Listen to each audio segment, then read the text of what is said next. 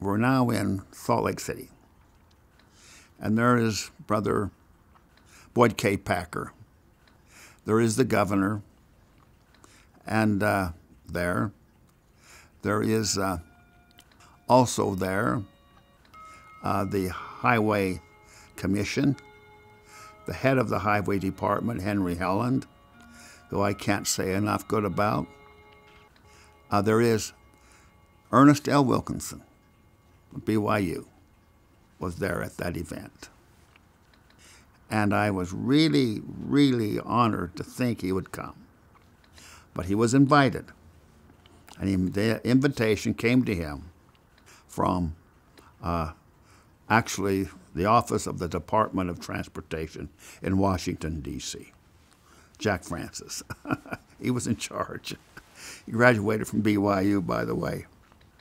Now, another thing, too, Bronco Mendenhall, the former football coach, Jack Francis is the uncle to Bronco Mendenhall.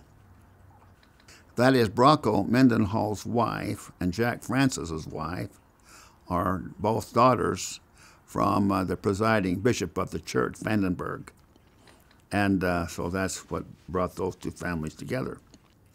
There are 7 people in the airplane that Volpe used, which included Jack Francis, of course, Joe Bosco, who was the consigliere to Volpe. If you've ever read some of the books on Italian underworld play, you'll run across the consigliere. But Joe Bosco was a wonderful, smart man. He was in the middle of everything. And I'll never forget, Jack told me last night that when he first met Volpe, he met Bosco first. Then Bosco took Jack up and made the introduction to Volpe. And Jack's just right fresh from Utah.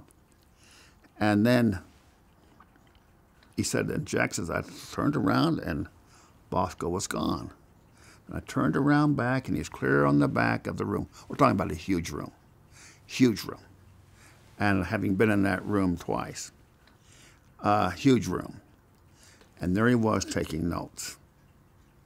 He's not in the middle of things, but yet he is. He knows everything that's going on. And Bosco was Italian also. So they got along good, trusted each other, Bosco and Volpe.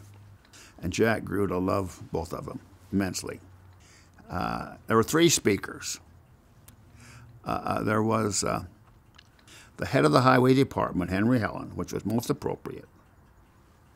The governor said, no, let's let the Highway Department be in the middle of this. They've done all the work, not me. I was quite impressed by that. Then there was Johnny Volpe spoke next.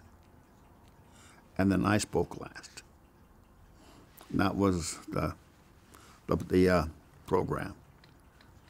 And then I had a big crane, which I've owned for many, many years, up to that time, to help build tall billboards.